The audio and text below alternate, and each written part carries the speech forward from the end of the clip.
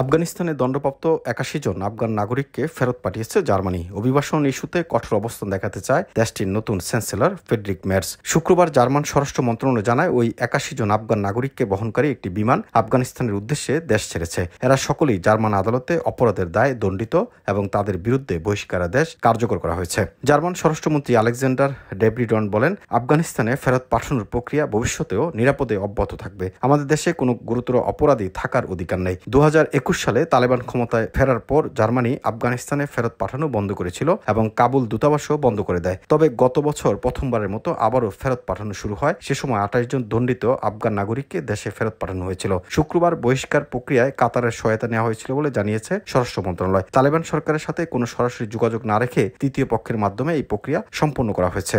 Amnesty international এই পদক্ষেপের সমালোচনা করে বলছেন, আফগানিস্তানের মানবাধিকার পরিস্থিতি দুর্বিষহ।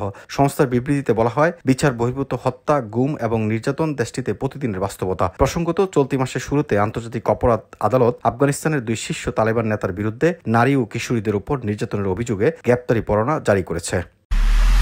এমআইবি সংবাদ ও সংবাদ সংশ্লিষ্ট অনুষ্ঠান দেখতে ভিজিট করুন www.mibtelevision.tv ও facebook.com/mibtelevision.tv এবং সাবস্ক্রাইব করুন youtube.com/mibtelevision এ। এমআইবি টেলিভিশন, সত্য খবর, সঠিক খবর।